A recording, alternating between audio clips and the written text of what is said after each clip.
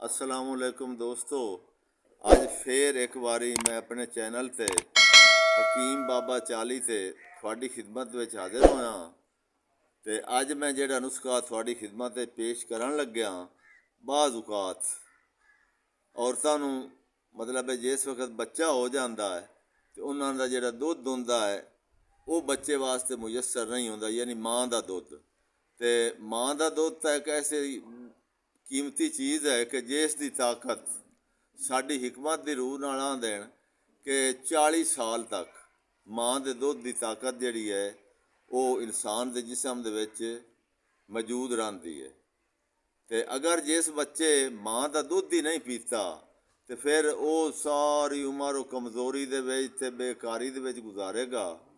तो फिर माँ जिहड़ी बच्चे नूं दुध पिवांदी है उहदे नाल माँ की बच्चे की मुहब्बत भी वध जाती। तो जिहड़ियां मावां बच्चों नूं दुध नहीं अपना पिवांदियां वो बच्चों दे विच कोई इतनी खास प्यार मुहब्बत भी नहीं रहिंदा। तो उनके वास्ते असी मतलब है जिस वक्त बच्चा पैदा होंदा या होवन वाला हुंदा तो असीं दुआ मंगने कि या अल्लाह पाक दुध भी दे और पुत्र भी दे, यानी औलाद दे।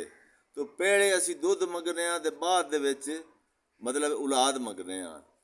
तो वो जिस वक्त वो दुध माँ का मुयसर नहीं होंदा तो उनके वास्ते मेरे को एक बड़ा तजर्बाती नुस्खा है।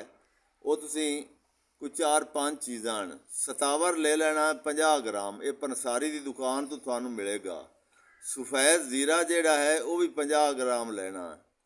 मगज़ बिनौला ਇਹ ਜਿਹਨੂੰ ਆਪਾਂ रूई कहने, रूई ਦੇ ਵਿੱਚੋਂ ਜਿਹੜਾ पेवा निकलता वो पेवे ਦੇ मगज़ काढ़ ਲੈਣੇ।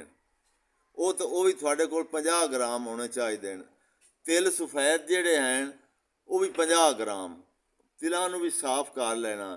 चावल जिहड़ा देसी चावल वो तुसीं लेना 100 ग्राम।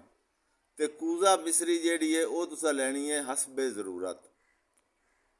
इन्हां सारियां चीज़ां नूं तुसीं ग्रैंड कर लेना। ग्रैंड करन तो बाद इन्हां नूं तुसीं महफूज कर लो।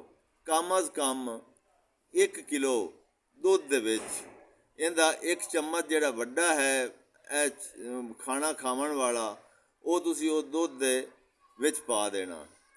तो आहिस्ता आहिस्ता उहदे विच चमचा जिहड़ा है उस नूं तुसीं फेरदे रहना। ये एक किस्म की इवें समझ लो भी लेटी बन जाएगी। तो इस लेटी नूं ठंडिया कर ते खाली मेदे तुसीं इस्तेमाल करना। जिहड़ी कूजा मिसरी है वो तुसीं उहदे विच आदि हिस्बे ज़रूरत पावनी है। तो एक किस्म की खीर बन जाएगी या कस्टर्ड इसका तैयार हो जाएगा। तो 7 दिन तक तुसीं खाली मैदा इस्तेमाल करो। इंशाअल्लाह इसका रिजल्ट थोड़ियां अखी दे सामने आ जाएगा। तो इस मेरे नुस्खे नूं एक बारी जरूर इस्तेमाल करना तो इस तो मुस्तफीज़ होना। इहदे नाल ही मैं तुहाडे कोलों इजाज़त चाहांगा। अल्लाह हाफिज़।